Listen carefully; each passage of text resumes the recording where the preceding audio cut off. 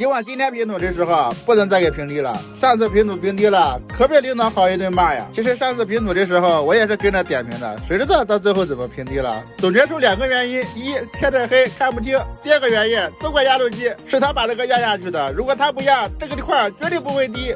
反正这一次咱就吸取教训，只准它高，绝不准它低。学我们领导说话，它高了可以说刮平直刮下去，它低了你让我怎么补？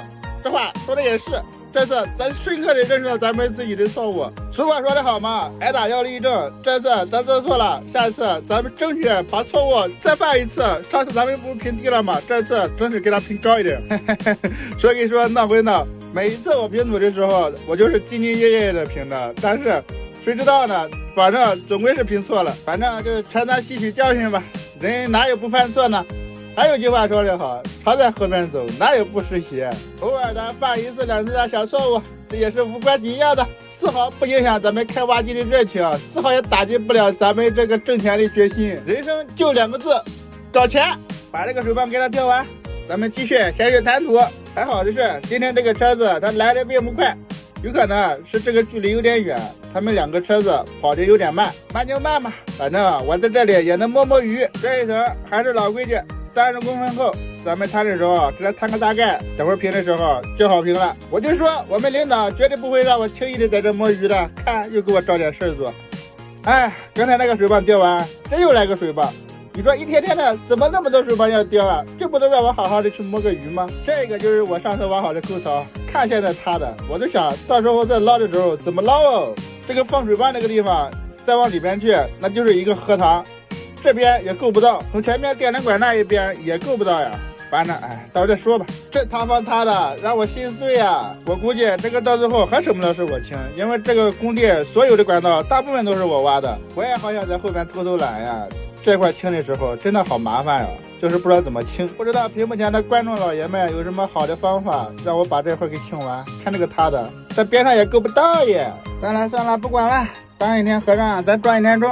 现在想这个还有点多，毕竟这一块现在还不搞呢，操那么多心干嘛？那不是我要操的心，那是俺们领导要操的，咱少操点心吧，省得掉头发。其实干活的时候，我就最喜欢在后面找个大土堆啥的，慢慢翻个土。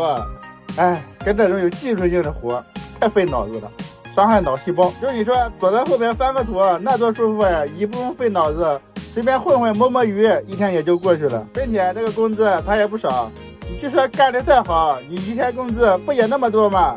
还不如在后面摸摸鱼呢。不说了，还是去评图。今天这个图来的属实有点慢呀，这都已经快天黑了，这个图还没上完呢，还有好几十米。你说像这样下去，等会儿评图的时候天可不就黑了吗？那万一等会儿彪哥再给评错了，我又不是又要挨领导骂吗？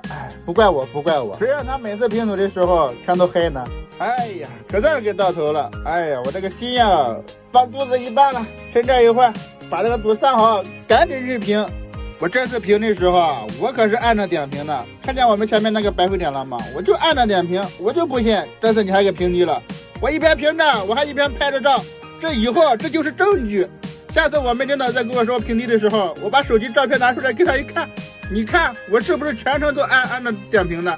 你再评低，那你可不能怪我，你上一次怪我咱不说，这一次我绝对不会承认。你可以说你点没有打错，我也可以说我没有评错。为啥到最后低了呢？只能说怪压路机，是怪他压的，咱们是啥事没有。好了，6点50分已经批好，单位已经撒好，具体啥样咱们明天就知道了。